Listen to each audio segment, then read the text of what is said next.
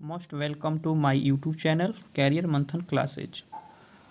जैसे कि हमने इसमें अभी हम साइंस का स्टडी इसमें करेंगे, 10th क्लास का फिजिक्स का। ओके, जिसको हिंदी में भौतिकी बोलते हैं। रिफ्लेक्शन ऑफ लाइट चैप्टर है पहला चैप्टर, जिसमें से कुछ पार्ट को हम लोग पहले ही स्टडी कर चुके हैं और नेक्स्ट पार्ट यानी पार्ट 2 को हम लोग स्टडी करेंगे। ओके, चलिए देखते हैं। जैसे कि उसमें हम लोग जो चीज़ पढ़े थे वो कन्वर्जिंग बीम तक पढ़े थे। अब इसके बाद हम लोग नेक्स्ट पढ़ेंगे ट्रांसपेरेंट। ठीक है, ट्रांसपेरेंट मतलब होता है पारदर्शी। क्या होता है जी? पारदर्शी। ओके, देखते हैं क्या क्या होता है इसमें।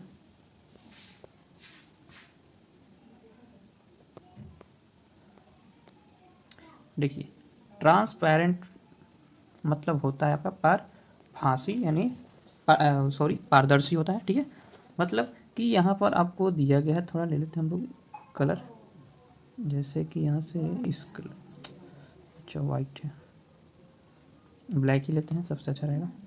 चलिए देखिए, the substance. Okay, the substance through which light easily crosses are called transparent substances. Okay, देखिए यहाँ पर दिया गया है कि जो लाइट है किसी पदार्थ के, ठीक है ना, एक ओर से दूसरी ओर क्रॉस कर जाता है आसानी से, उसे हम ट्रांसपेरेंट में परिभाषित करते हैं। सीधी तौर पर ये कह सकते हैं कि वैसे पदार्थ जिनसे प्रकाश आसानी से पार कर जाता है उसे हम पारदर्शी कहते हैं। फॉर एग्जाम्पल देख लेते हैं। एग्जाम्पल में जैसे आपको यहाँ पर दिया गया है, जैसे देखिए एयर, ठीक है, एयर हो गया, उसके बाद आपका ग्लासेज हो गया, वाटर हो गया, ठीक है, ETC। यानी ऐसे ही बहुत सारे ऐसे पदार्थ हैं जिनसे लाइट एक ओर से दूसरी ओर जा सकते हैं, उसे ही हम बोलते हैं क्या? ट्रांसपेरेंट। ठीक है, दूसरा देखते हैं अपना। चलिए देखिए, दूसरा आपका है ट्रांसलेशन। ठीक है, ट्रांसलेसेंट। ठीक है, ट्रांसलेसेंट देखेंगे हम लोग, यहाँ पर इसको हम बोलते हैं पारभासी। क्या बोलते हैं जी इसको? पारभासी। जैसे इसमें लाइट ये रहेगा, अच्छा चलिए, ट्रांसलुसेंस। ठीक है, ट्रांसलुसेंट मतलब होता है पारभासी। ठीक है, देखिए, the substance that allow only a small portion of the light falling on them to pass through themselves are called translucent। ठीक है, ट्रांसलेंट substance। देखिए, प्रभासी किसे कहते हैं ये हमें बता यहाँ पर देखिए, जो भी चीज़ लिखा गया है इसमें से हमें क्या मालूम पड़ता है कि वे पदार्थ जिन पर पड़ने वाले प्रकाश के यानी अंशतः जैसे कि मतलब एक छोटा सा पार्ट उसमें से इधर से उधर यानी पार कर जाए। ठीक है, यदि कोई भी चीज़ ले लेंगे हम, यदि इधर से उस साइड यदि वो थोड़ा सा ही यानी कि पूरी तरह से नहीं, थोड़ा सा उसका अंशतः भाग समझते हैं, अंशतः मतलब थोड़ा सा आर पार कर जाए, उससे ही हम बोलते हैं ट्रांसलेशन। ठीक है, ट्रांसलेशन मतलब होता है पारभासी। जैसे और इसका एग्जांपल देख सकते हैं। देखिए यहाँ पर दिया है क्लाउड नहीं है, क्लैड ग्लास मतलब घिसा हुआ शीशा। ठीक है, ओल्ड पेपर मतलब कि तेल लगा हुआ कागज, ब्लड। ठीक है, लाइट क्लाउड मतलब हल्का बादल। ठीक है, इसमें क्या होता है, जो हल्का बादल है इसमें से जो लाइट है इस पार से उस पार अंशतः जाते हैं, तो इसीलिए हम इसको बोलते हैं पारभासी। ओके, चलिए देखते हैं नेक्स्ट में हम लोग देखते हैं दूसरा। जैसे यदि आपको लिखना होगा तो इसको हम इरेज कर देते हैं और आप इसको लिख सकते हैं। Sorry, 1 minute. चलिए स्क्रीनशॉट ले सकते हैं इसको लिखने के लिए। चलिए नेक्स्ट स्लाइड में हम देखते हैं। देखिए नेक्स्ट स्लाइड आ चुका है हमारे पास।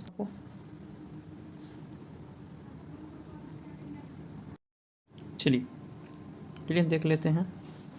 अब क्यू मतलब होता है अपारदर्शी। ठीक है, तो the substance that do not allow light to pass through them are called acute substances. ठीक है, मतलब कि वैसे पदार्थ जिनसे प्रकाश से एक तरफ उसके एक साइड आपतित किया जाए तो दूसरी साइड यह न निकले। ठीक है, तो ऐसे पदार्थ को हम बोलते हैं अपारदर्शी। ठीक है, इंग्लिश में अक्यूट। ठीक है, मतलब कि वही है, वे पदार्थ जो प्रकाश को अपने से होकर नहीं जाने देते हैं। ठीक है, एग्जाम्पल में देख लीजिए, जैसे कि यहाँ पर दिया गया है वुड लकड़ी, आयरन मतलब लोहा या कोई भी धातु हो, स्टोन मतलब पत्थर, ईटीसी मतलब एक्स्ट्रा, ऐसे एक्स्ट्रा बोले सॉरी, एक्सेट्रा होता है, ईटीसी मतलब एक्सेट्रा होता है मतलब कि और भी हैं, ठीक है। तो ऐसे ही उदाहरण आप ले सकते हैं एग्जाम्पल, जिससे कि लाइट एक एक अपने से होकर लाइट को ना जाने दे, ठीक है। चलिए देखते हैं नेक्स्ट स्लाइड में। नेक्स्ट स्लाइड में आपका है रिफ्लेक्शन ऑफ लाइट, प्रकाश का परावर्तन। चलिए इसको थोड़ा सा जूम कर देते हैं ताकि आसानी होगी आपको देखने में। देखिए रिफ्लेक्शन ऑफ लाइट, ठीक है। चलिए देखते हैं रिफ्लेक्शन ऑफ लाइट यानी प्रकाश का परावर्तन। रिफ्लेक्शन ऑफ लाइट, देखिए दिया है यहाँ पर, reflection of light is the return of a collision with an object. मतलब यहाँ पर क्या बोल रहा है कि प्रकाश के किसी वस्तु से टकराकर लौटने को प्रकाश का परावर्तन कहते हैं। यानी रिफ्लेक्शन में क्या होता है कि जो लाइट है किसी चिकनी सतह से जाता है और टकराकर फिर वापस लौटने की प्रक्रिया को ही हम प्रकाश का परावर्तन यानी रिफ्लेक्शन ऑफ लाइट कहते हैं, ठीक है। उसके बाद है दूसरा नंबर, आप देखिए यहाँ पर दूसरा नंबर जो दिया गया है आपको यहाँ पर, a plane mirror is a good reflector of light. यानी कि जो प्लेन मिरर है, प्लेन मिरर समझते हैं, समतल दर्पण, प्रकाश का एक अच्छा परावर्तक होता है, ठीक है। नेक्स्ट देखते हैं। नेक्स्ट दिया गया, a plane mirror is made of a flat plate of a smooth glass, a surface of a flat glass plate is silvered. देखिए यहाँ पर समतल दर्पण के बारे में बताया जा रहा है। जो समतल दर्पण है एक चिकने कांच की एक समतल प्लेट से बना होता है, ठीक है, जिसमें कि जो उसका जो सरफेस होता है उसको सिल्वर्ड किया जाता है। सिल्वर्ड मतलब कलई, कलई होता है, रजित बोलते हैं उसको, ठीक है। जैसे कि जो प्लेन होता है, प्लेन मिरर, वो एक तरह से चिकना होता है और उसके एक तरफ क्या होता है, उसको रजित कर दिया जाता है, यानी कि उसको सिल्वर कर दिया गया होता है, ठीक है। चलिए नेक्स्ट देखते हैं। नेक्स्ट है, एक मिनट इसको थोड़ा छोटा कर किया जाए कि एक ही बार में सारा। चलिए नहीं हो पाएगा, कोई बात नहीं है, हम लोग बारी बारी से देख लेंगे। चलिए थोड़ा कलर चेंज कर लेते हैं।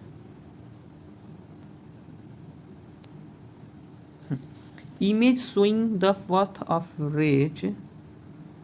Raise of light are called raise.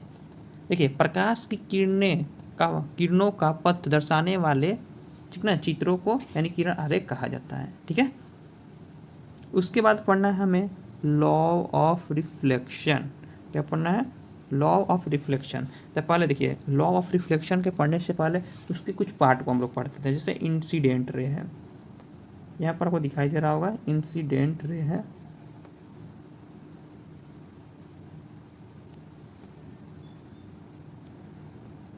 हाँ देखिए यहाँ पर दिया गया इंसिडेंट रे, यानी कि इंसिडेंट रे में होता है आपतित किरण, ठीक है।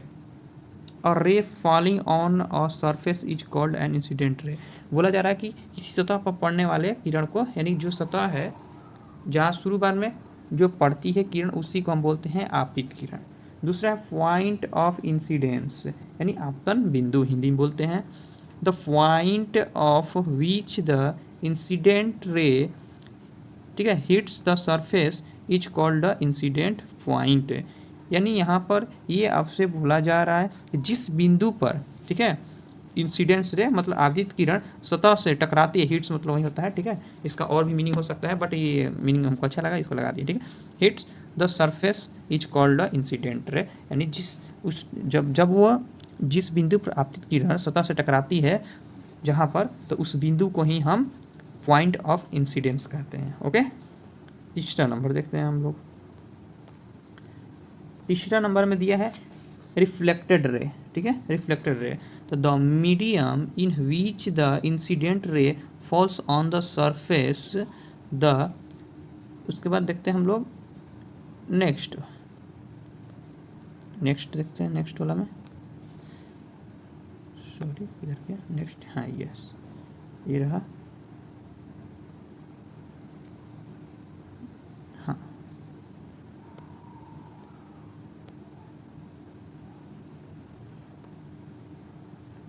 यानी रे return in the same medium is called reflected ray. देखिए रिफ्लेक्टेड रे मतलब होता है परावर्तित किरण, यानी कि जिस माध्यम में, ठीक है, जिस माध्यम में चलकर आपतित किरण सतह पर टकराती है और फिर उसी माध्यम में वापस लौट जाती है, उसी को हम बोलते हैं, क्या बोलते हैं, रिफ्लेक्टेड रे। ओके, उसके बाद है आपका नॉर्मल, जिसको बोलते हैं हिंदी में अभिलंब।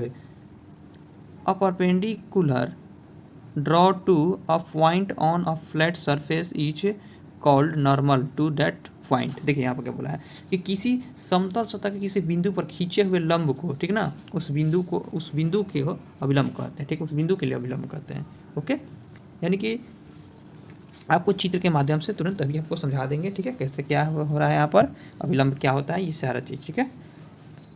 चलिए देखते हैं 5 नंबर।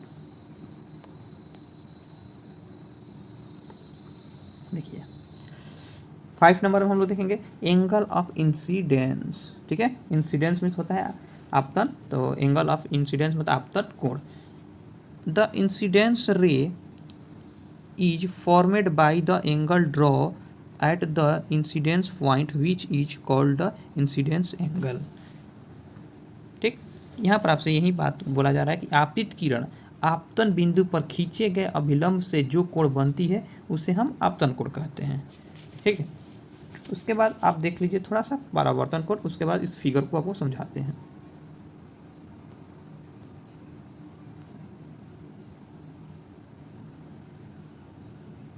एंगल ऑफ इंसिडेंस और सॉरी, लगता है हमसे एंगल ऑफ रिफ्लेक्शन छूट गया है। ठीक है, एंगल ऑफ रिफ्लेक्शन हमसे छूट गया है, थोड़ा समझा देते हैं आपको। ठीक है, एंगल ऑफ रिफ्लेक्शन होता क्या है, थोड़ा जूम कर देते हैं पहले।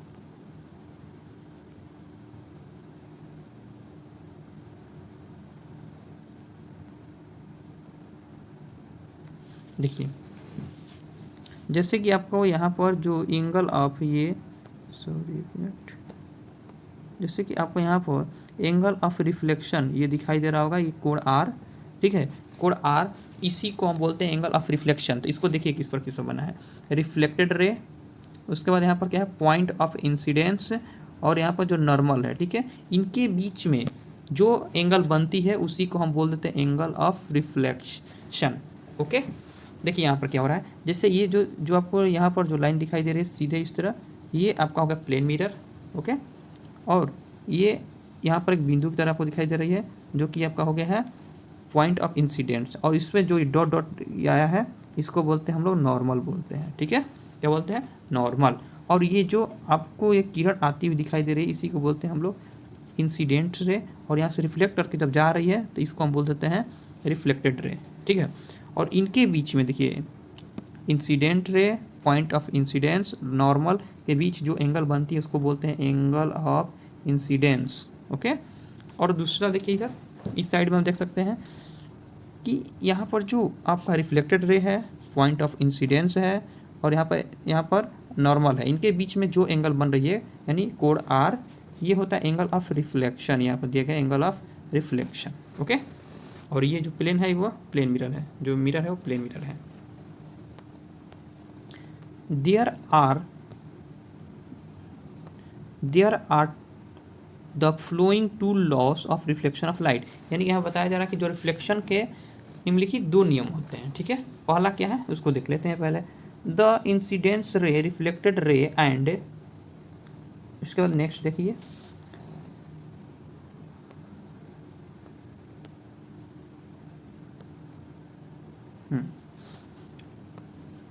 The normal draw at the incidence point are all in the same plane. यहाँ पर बोला जा रहा है जो आपतित किरण था, ठीक है, इंसिडेंस रे था, और दूसरा आपका था रिफ्लेक्टेड रे, एंड आपतन बिंदु जिसको हम बोलते हैं पॉइंट ऑफ इंसिडेंस, और अभिलंब, तीनों, ठीक ना, खींचे गए अभिलंब तीनों एक ही समतल में होते हैं। ठीक है, आपतन बिंदु पर ही। ठीक है, आपतन बिंदु मतलब वही हो गया आपका इंसिडेंस। नेक्स्ट देखते हैं इंसिडेंस पॉइंट।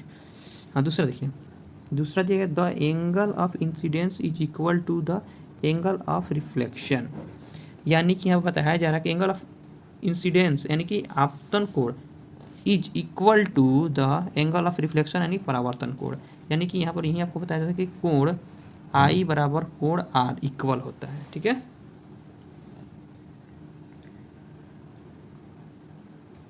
अब थोड़ा ऊपर देखते हैं हम लोग।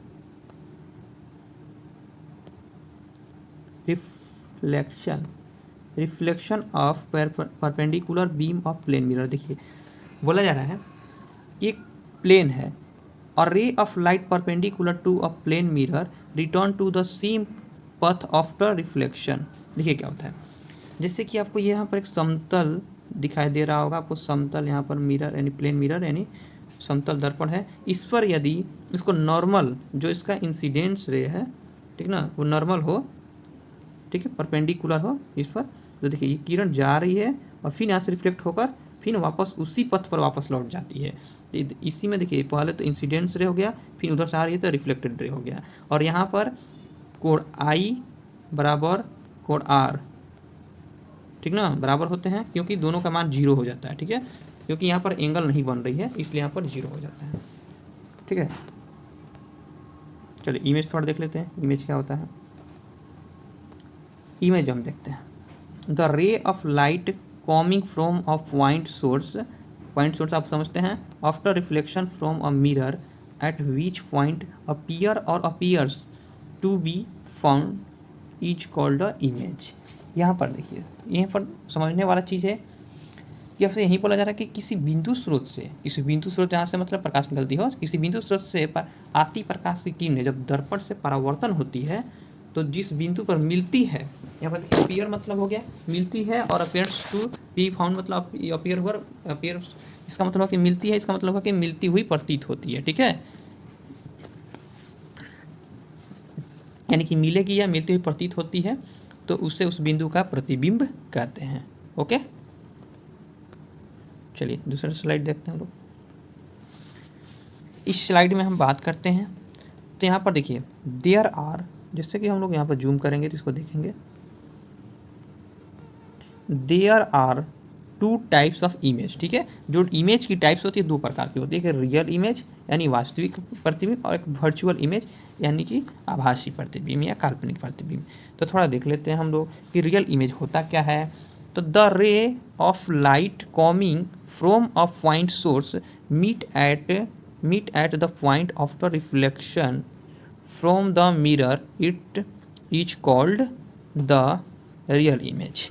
यानी यहाँ पर ये चीज़ बोली जा रही है कि किसी बिंदु स्रोत से आती हुई प्रकाश की किरणें दर्पण से परावर्तन के बाद जिस बिंदु पर मिलती है, यानी वहाँ पर मिलेगी वास्तव में, ठीक है, वहाँ पर मिलती हुई में प्रतीत होगी, प्रतीत नहीं मिलती है, ठीक है, वास्तव में मिलती है, उसको हम रियल इमेज बोलते हैं।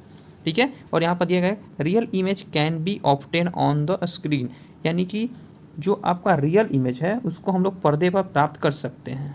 ओके, और दूसरा देख सकते हैं कि यहाँ पर दूसरा दिया जा रहा है कि real image is always opposite to the object, यानी कि जो रियल इमेज बनेगा वो जो वस्तु है जिसका इमेज बन रहा है उससे उल्टा बनता है। वर्चुअल इमेज आभासी या काल्पनिक, the ray of light coming from a point source appear to be coming from a point of the reflection, it is called a virtual reflection of that point source. ठीक है, यानी उस बिंदु के लिए। ठीक है, यहाँ पर बोला जा रहा है जब प्रकाश की किरणें, ठीक ना, किसी बिंदु स्रोत से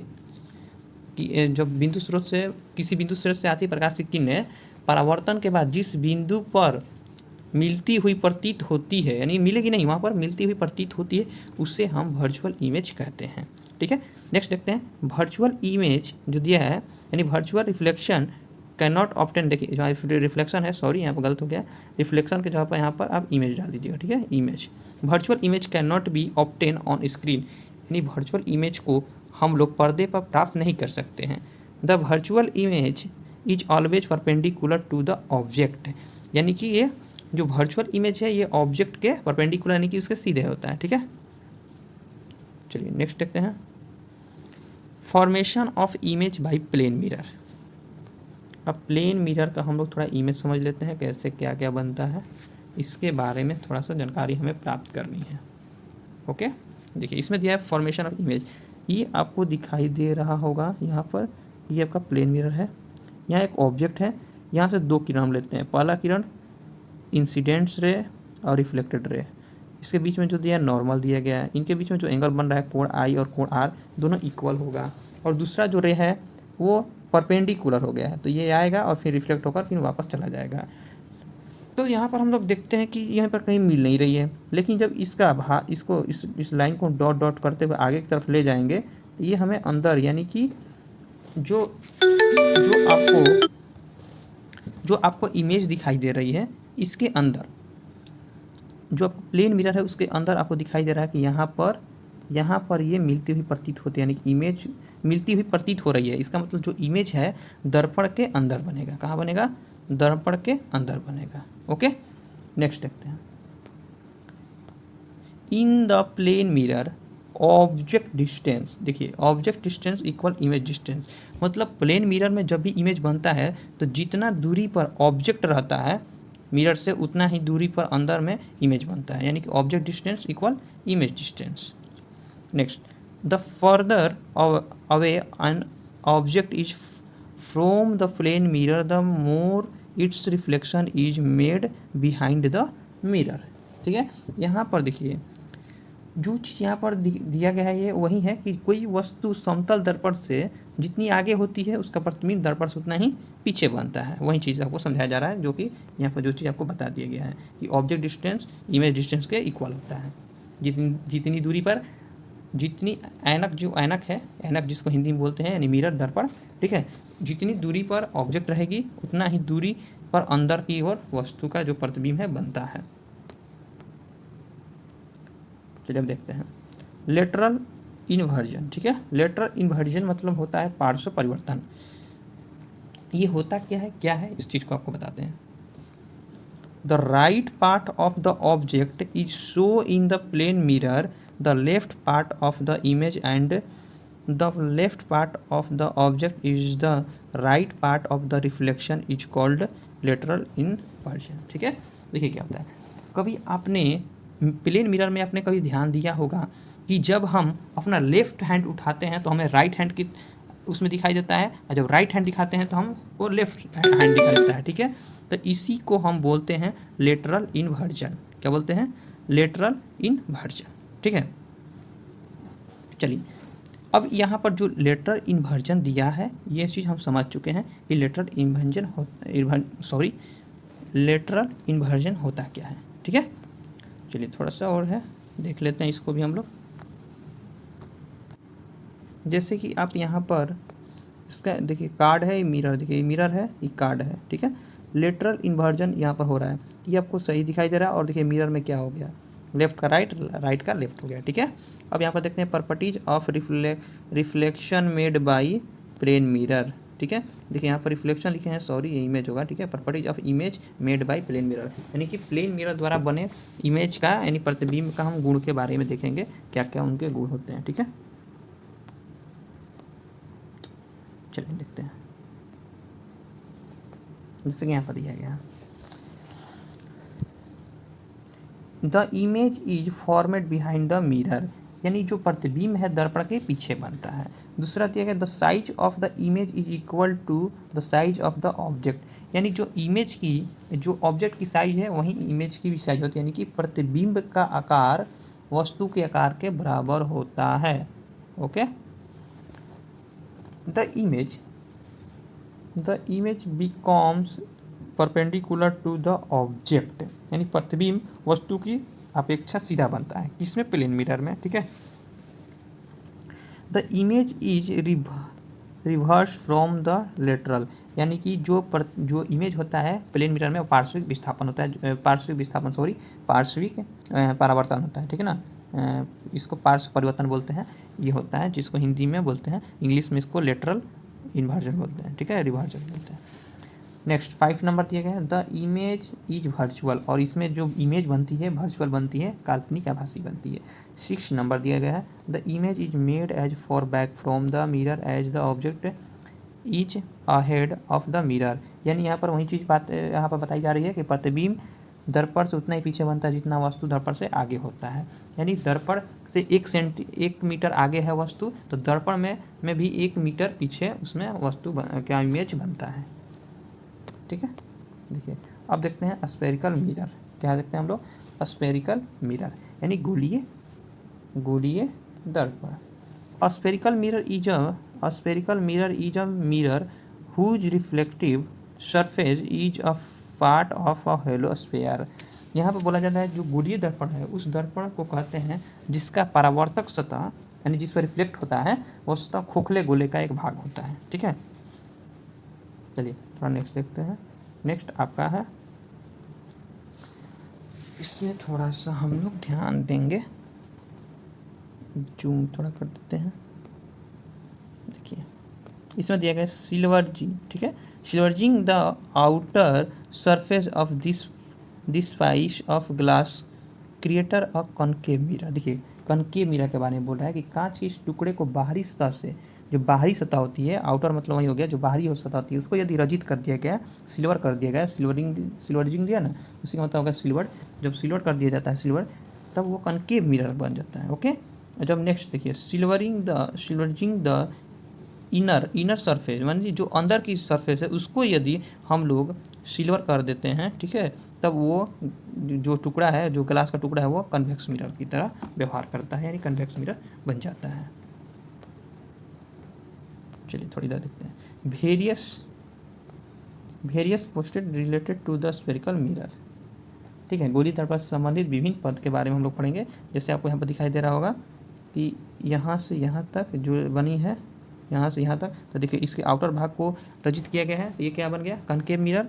और इधर इसके इनर भाग को कर दिया गया, तो ये क्या बन गया, कन्वेक्स मिरर। ठीक है, चलिए सिल्वर किया गया है इसमें। और ये है इसका कर्वेचर ऑफ सेंटर। देखिए ये जो लेंथ दिखाई दे रही है तो रेडियस ऑफ कर्वेचर है, और जो यहाँ पर सी दिखाई दे रहा है यह आपका सेंटर ऑफ कर्वेचर है। ठीक है, और ये जो आपको दिखाई दे रहा है ये आपका कन्वेक्स हो जाएगा, कन्वेक्स। ठीक है, कन्वेक्स मिरर हो जाएगा। चलिए नीचे में दिया गया है पोल के बारे में हम लोग स्टडी करते हैं। पोल क्या होता है, पोल मतलब ध्रुव होता है, जैसे कि आपको एक मिनट फिगर के थ्रू आपको दिखाएंगे। इसमें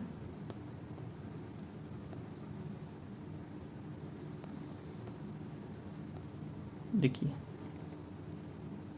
जो पोल है, the midpoint of the spherical mirror is called the pole of mirror. देखिए जो ये आपको दर्पण दिखाई दे रहा है ना, ये इसके जो मिड पॉइंट है यहाँ पर इसी को हम पी बोलते हैं, इसको ही पोल बोलते हैं, क्योंकि इसी को यही मिड पॉइंट है स्फेरिकल मिरर का, इसी को हम बोलते हैं पोल। ठीक है, अब है सेंटर ऑफ कर्वेचर, इसको बोलते हैं हम लोग centre of curvature.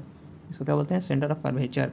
The sphere of which the spherical mirror is a part is called the centre of curvature of the mirror. यानी यहाँ बोला है गोलीय दर्पण जिस गोले का भाग होता है उस गोले के केंद्र को हम दर्पण का वक्ता केंद्र कहते हैं। यानी कि गोली, देखिए गोले का भाग हो गया, इसका जो केंद्र है यही है ना, तो इसी को हम बोलते हैं सेंटर ऑफ कर्वेचर। ओके,